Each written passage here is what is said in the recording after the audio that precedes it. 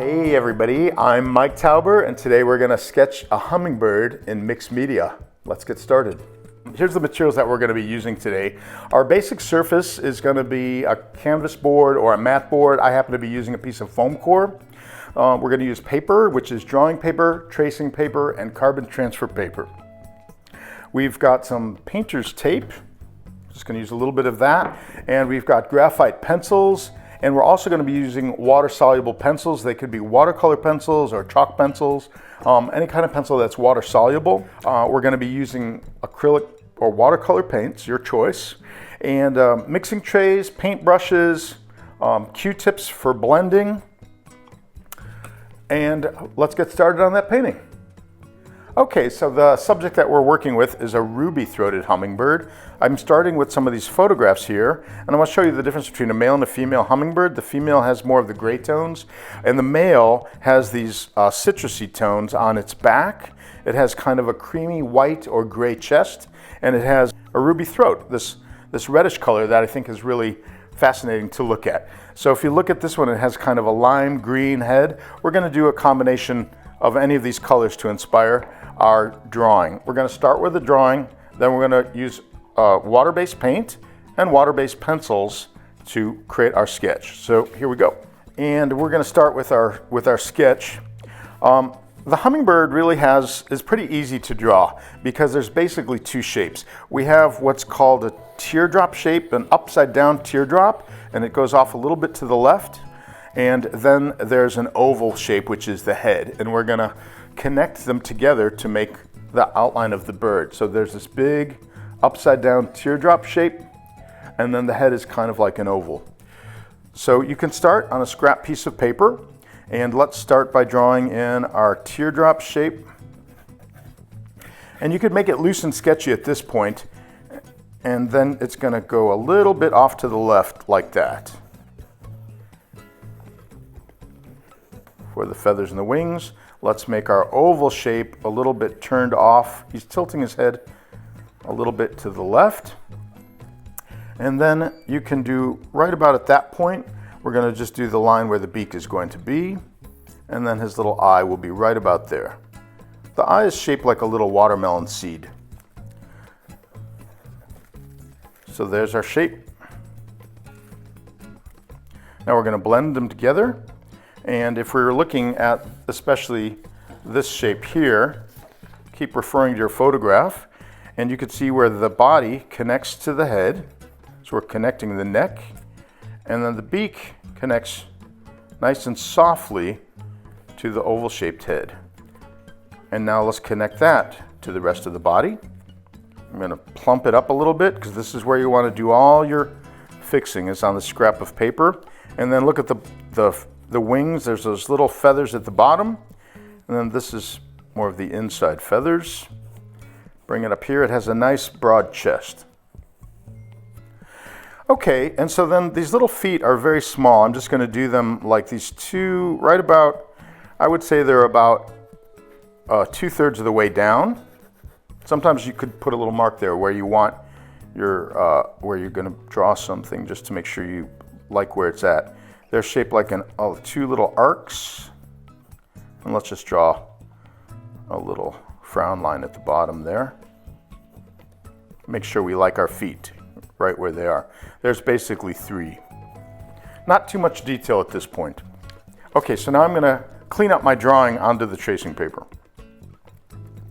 So now I'm just doing a very nice clean drawing. A clean line drawing. So it's not as sketchy. And you could make improvements here as you go. If the beak is too thick, now's the time to thin it out. Long pointy beak. Let's do the shape of the head and the neck. They connect each other. A little bit of an arc line right there so we know where the chest and the head separates. And I think the eye is a little bit on the low side. I'm going to move it up a little higher at this point. It's that watermelon seed shape.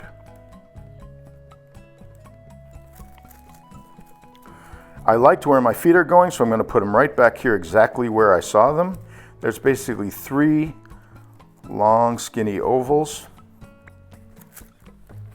We might also want to indicate the twig at this point that it's resting on, but you don't have to. I'm not going to at this point. So now let's take away from our sketch. Now we have this beautiful clean line drawing, and we're going to position that on our board. So this is my board, and as you can tell, I base painted it with a nice sky blue color. You could paint it if you like a sunset or a golden sky. You could paint it any color you want, but I did this beautiful blue wash because I like the look of the sky. Okay, so let's position our little bird stencil on the board. If it's down here, it's a little bit too low to the ground. That doesn't look good. I usually like a little bit more distance. I want you to look at the space between the bottom and the top. If you look at this closely, his head is closer to the top and there's a lot more room at the bottom. It looks more like he's floating. Also, I put this wing nice and close to this side and left a lot of space here, so it looks like his head has a little bit of room.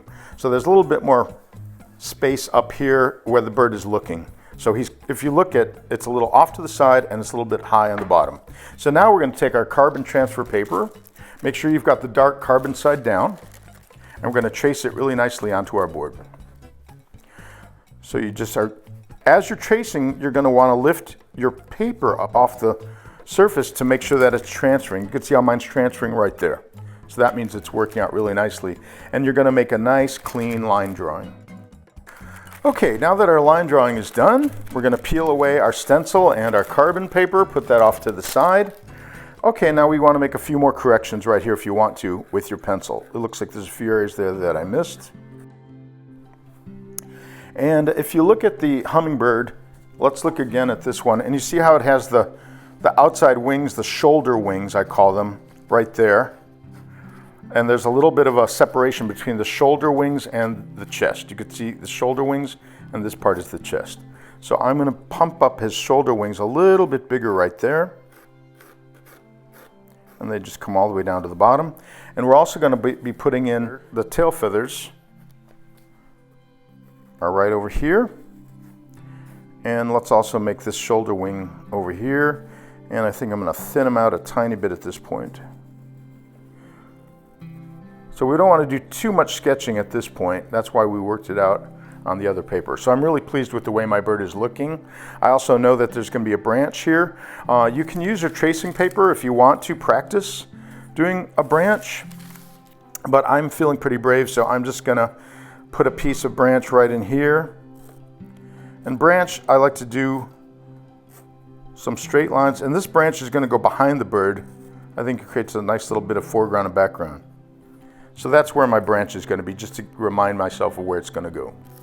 Now we're going to get started on our painting. We're going to do some washes, and you can use watercolor or acrylics. So the first color I'm going to be using is a lime green. I want to tell you that we're using 5 different colors to make this painting, and then the colored pencils are going to add the impact colors. So our base colors, we're just going to block it out using a light blue, a white, a yellow, a brown, and a red. So to achieve the green, I'm going to mix the light blue and the yellow to achieve this nice citrus green color, about half and half.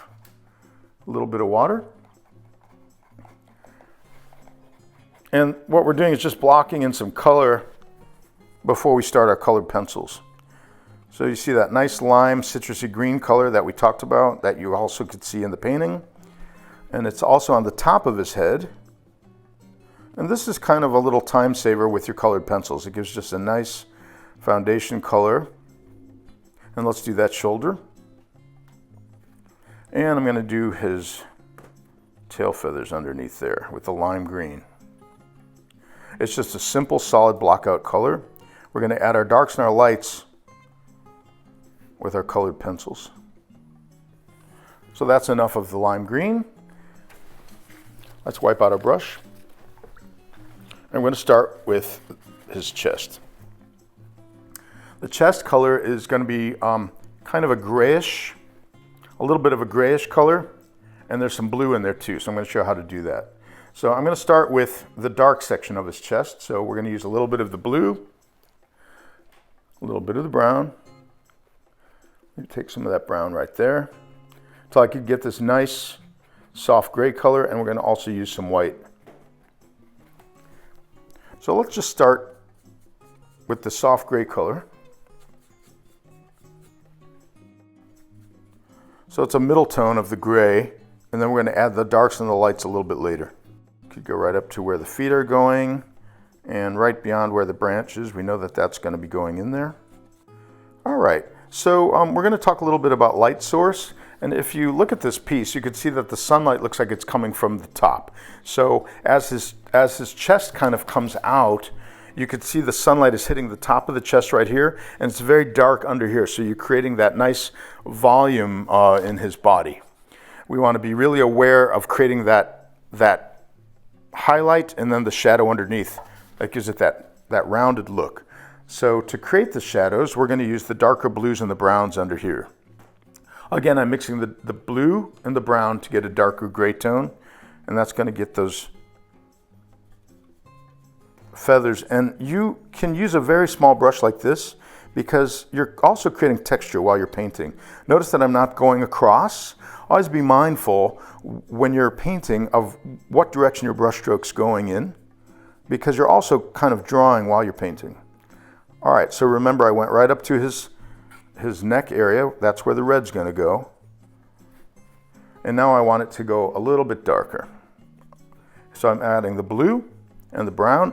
I'm mixing it right on the painting, which I think makes it a little bit more interesting. Instead of completely mixing it on your mixing tray, sometimes it's nice to mix it right on the piece of artwork, and don't over mix it. So it adds those interesting sparkles of blue and brown in there.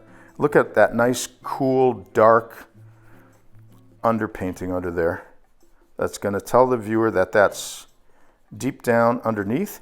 So, and now we're going to put in our highlights. Do you see that nice little feathery texture in there that I'm doing with my brush? Okay, good enough. Don't over mix it. Now I'm going to use a little bit of the white and a little bit of the yellow, not too much. We want to be very careful. So this is some of the white and the yellow, and my brush still has a little bit of that gray in there, which I like. And so now we're going to paint in where that sunlight is coming down and hitting just the top of his chest.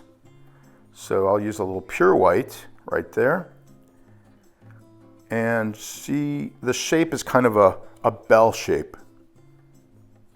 And again, keep looking at your photograph. You can see where the brightest light is hitting the top, and we're leaving the darkest underneath. So do you see how we're creating that nice rounded chest on there?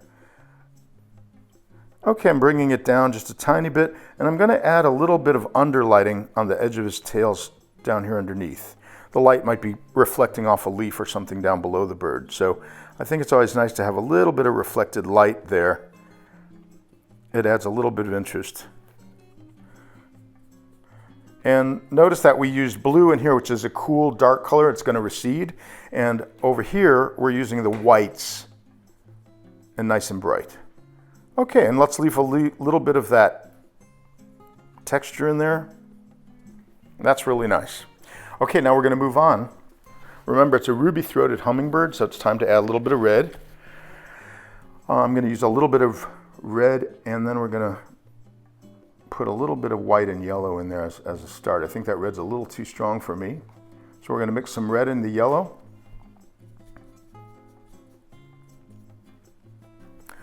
So I'm kind of looking at a combination of these two photographs. This one looks a little bit more orangey. That one has more of a crimson color.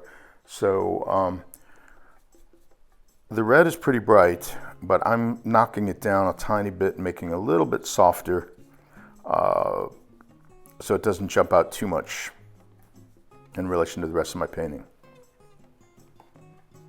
Okay, I'm going to add a little bit of darker red underneath here and also you could see that his neck bulges out a little bit, so we could add a little bit of yellow and white highlight right there. So I'm gonna like a little bit of a brighter orange color right here. And again, these are made of feathers and leaves, so it's okay to make these little bumpy feathery lines, leave a little bit of texture in there. That's pretty nice. All right, so this is where we're at with this, and we're almost ready to move into the colored pencil phase. Okay, so now that we've got all the colors blocked in for the bird, I'm going to add a little bit into this eye here.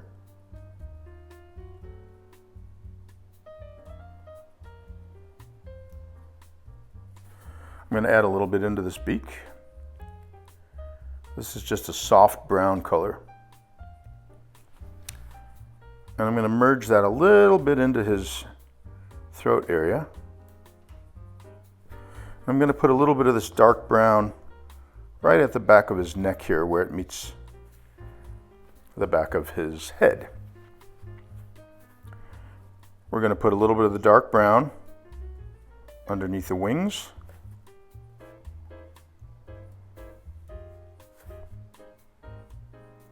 Just to separate the shoulder wings from the center. And now we're going to do his branch. So I'm going to start painting in this branch. With the branch, instead of doing squiggly lines, I always think it's much more effective to do really hard straight lines. It gets thinner as it gets further from the base of the branch. So the base of the branch is thicker. Like a tree, the branches get thinner and break away the further out they go from the tree. So I think I'm going to make this branch a little bit thicker, and we want to make sure it's going right under the feet. I think I'm going to do a little breakaway right there. That looks nice. Okay, so this is as far as we need to go with our paints. I'm going to add my highlights and my darks using the water-soluble pencils. So we're moving on to the next phase. Okay, so now that we've got all our base colors blocked in, we're going to start with our water-soluble pencils and our graphite pencils. So I have some blues and greens here. I've got some yellowy golds, and then I've got some nice reds, and then the graphite pencils are just to darken or lighten as I need to. So let's start with some of these deep blue, and remember I'm using some Q-tips. You could use any kind of blending tool you want, but I'm going to start by darkening this underneath area. So I'm just going to lightly sketch in some dark, and I'm doing this because you really want to look at that texture of the bird feathers, and so it's nice to leave a little bit of texture in there. And notice that I'm putting the deepest darkest on the underside. The sunlight's coming from here, so the shadow is under here. By darkening this with cool dark colors, we're knocking it down and making it look like it's underneath. And when we add the highlights to that branch, it's really gonna make that branch look like it's coming forward. So see, I'm using my blending tool. It's kind of like painting, but with these pencils. So you have a lot of control by using the pencils. And see that I left a little bit of a light area around the very outside edge because I want that area to be defined. Let's add a little bit more of these. This is a deep bluish color. Remember, our sunlight is hitting on the top, so our dark shadows are on the lower right. Make sure you get some under that beak too. The lower edge of that beak is going to be where the darkness is. I'm also going to bring some of this into that's like that, what I call that watermelon seed shape. Let's darken the inside. You could be nice and bold there. And also underneath that tail. This is the dark blue color. We're going to layer. Okay, and I like a nice strong outline, so we're going to put a little bit under there. And you could already see that sunlight is hitting off the top of his throat and casting shadows down below. Let's use our blending tool. You can use this, I'm using it dry, but you could use it wet also. And look at how much control you have. I'm going to soften it and blend it in.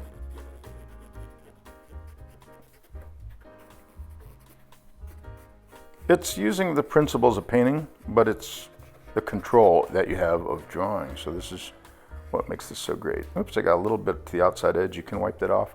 If you do make a mistake, you could just take a eraser.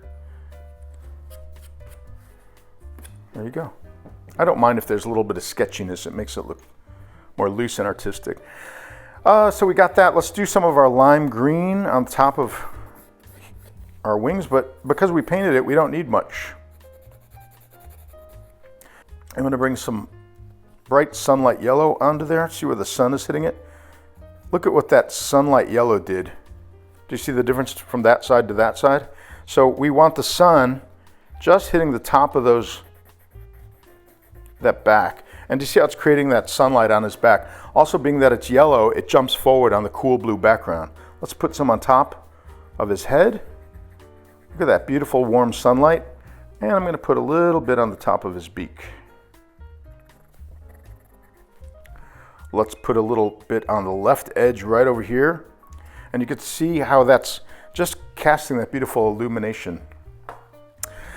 All right, so I'm gonna put a little bit of accents on the red. So this is like a deeper rust red. And then we're gonna use a brighter orange red. I'm gonna show you what it looks like if you want to use a wet brush. You could use a dry Q-tip to blend it like this. But if you also want to use a wet brush, not very wet, make it just damp. And you could use a brush, which works well for, it's like a watercolor pencil technique. And look at how beautiful that blends it together. So now you decide if you want to make it more red. You can add a little bit more of your bright red colors here and there. Just a few hits of red right there. And now I'm really liking what I'm seeing, so I'm just going to add a little bit of definition with my graphite pencil. And notice those little white highlights there. So let's do these little, his little claws. There's basically, if you look real closely, there's 3, and they are just 3 little claws. Let's use a sharper pencil. Here we go. So we can really define them.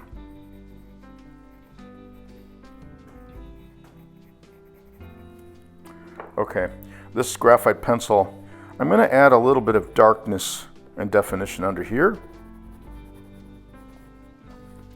And now let's define our branch.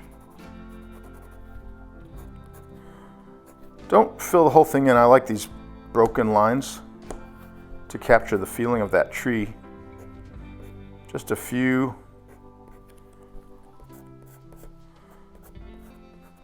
Just to define it. We want it nice and crisp. And I'm doing the bottom edge. Okay, let's define our bird in some areas. Just deepen those darks with the graphite pencil. You can use a finer graphite pencil, smaller and sharper, to darken in his little eye. There is a circular little eyeball in there. We're going to add the white highlight afterward. So let's darken that little eye socket a tiny bit. I'm going to use my Q-tip just to set it into the head. See how that kind of pushed it in and back. I'm going to add some brighter yellow highlights on his throat. A couple of white highlights on his chest. All right, so I'm going to add, let's add a little bit of definition to the tree branch. And again, I'm using this nice dark blue on the underside. And just hit it a few times here and there. And we want to go right up against our bird. See, I'm just doing a few broken edges here. It captures the feeling of that tree. We like a nice loose broken sketch. I'm going to add a little bit of the sunlight yellow on the top side. So see how it's looking like the sun is now not only hitting the bird, it's also hitting our branch. Okay, I'm going to add a teeny bit of this reddish color in there just to break that up a little bit. A little bit here. Let's use our Q-tip just to knock it down a tiny bit. I like to leave some of those lines showing because it leaves it a loose, sketchy look. Okay, so there's our hummingbird. I'm liking what I'm seeing right now. A little bit more darkness and definition. And so what I'm actually going to do is add some sparkly white highlights. Let's get a little bit of white And I'm going to add a little bit of a white highlight where the sun is really sparkling off the top of his head. And let's see what that does. Just lay a little bit on and leave it. See how that just creates a sparkling look? I have to turn this around because of the way my wrist and hand work. I want to get some really good control here. So see how I'm putting that little teeny tiny sparkle of white on there where the sun is hitting his beak. It really makes it jump off the page.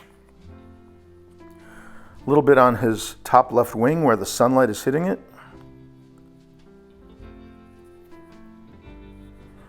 I'm just using a very thin, pointy bit. I'm going to put some on that shoulder too because I really like the way that looks.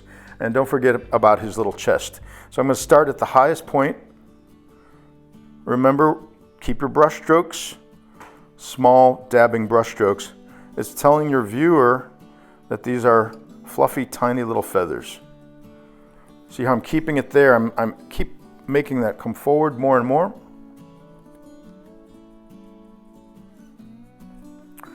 And remember at the bottom I said I like to kind of have a little bit of underlighting there, so let's do a tiny bit to define.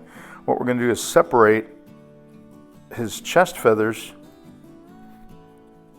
from the back feathers.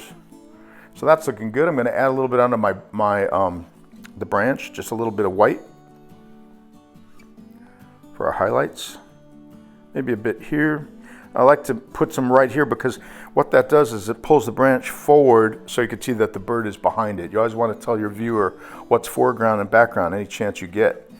So here the branch is foreground.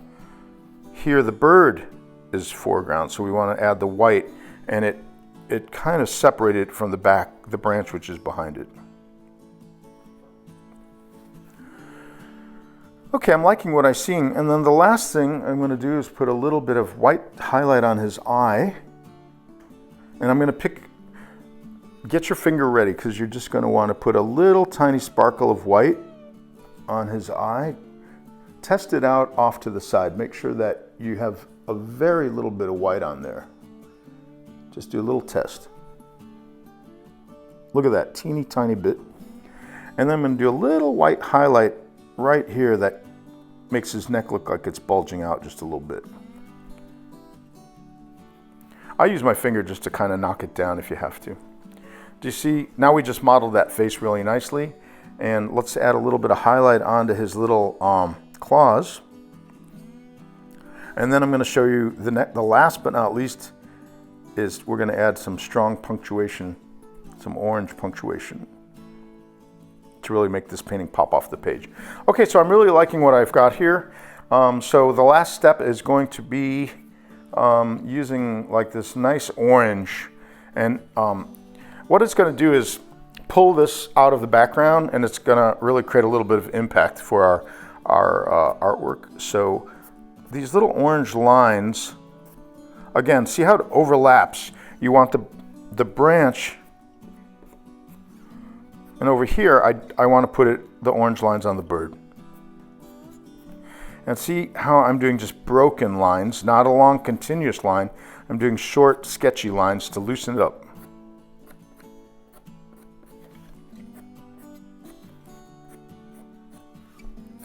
It just kind of gives your painting a little bit of looseness, some nice gestural quality. Let's put a little bit under here and see how it pulls it off the background. It really makes your sketch pop out a little bit. Let's do a couple here on his little claws.